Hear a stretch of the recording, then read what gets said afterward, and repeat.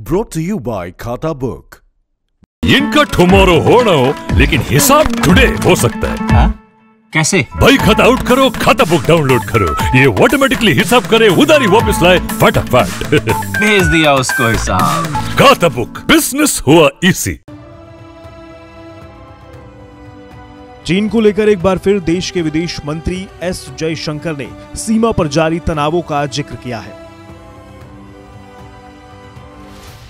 भारत चीन सीमा पर जारी गतिरोध के बीच विदेश मंत्री एस जयशंकर ने कहा कि भारत और चीन के बीच संबंध गंभीर तनाव में हैं और संबंधों में सामान्य स्थिति बहाल करने के लिए पिछले कुछ वर्षों में दोनों देशों के बीच हुए समझौतों का पूरी समग्रता के साथ निष्ठापूर्वक सम्मान किया जाना चाहिए। विदेश मंत्री एस जयशंकर ने ये बातें सरदार पटेल स्मारक व्याख्यान के दौरान कही।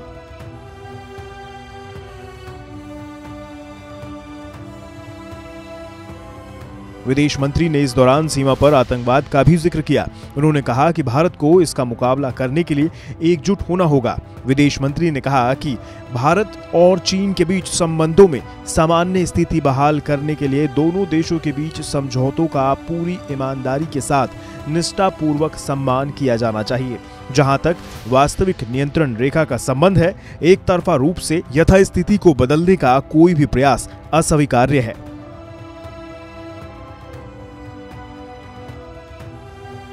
साल 2020 के मई महीने से ही चीन और भारत के बीच सीमा पर तनाव जारी है। चीन की विस्तारवादी नीति ने उस महीने सीमा पर जो तनाव पैदा किया वो अब भी जारी है। दोनों देशों की सेनाएं इस दौरान कई बार आमने सामने भी आ चुकी हैं। हिंसक झड़प भी हुई, लेकिन चीन अब भी बाज नहीं आ रहा है, जबकि उसने भारत के मुकाबले ज्यादा नुकसान सहा।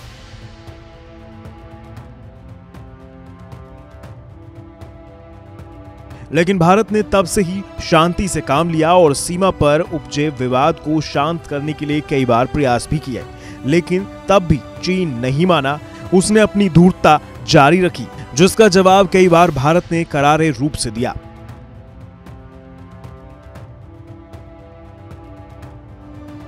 अब दुनिया के कई ताकतवर देश भारत के साथ कंधे से कंधा मिलाकर खड़े हैं। अमेरिका, जापान और ऑस्ट्रेलिया के साथ भारत ने क्वाड संगठन के मध्य से अपनी शक्तियों का विकास भी किया और भविष्य में रक्षात्मक साझेदारी पर भी बात आगे बढ़ाई। अब इन ताकतवर देशों के सामने चीन अकेला पड़ चुका है।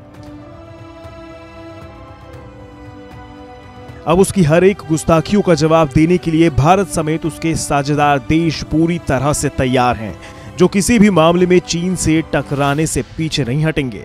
ब्यूरो रिपोर्ट, भारत तक।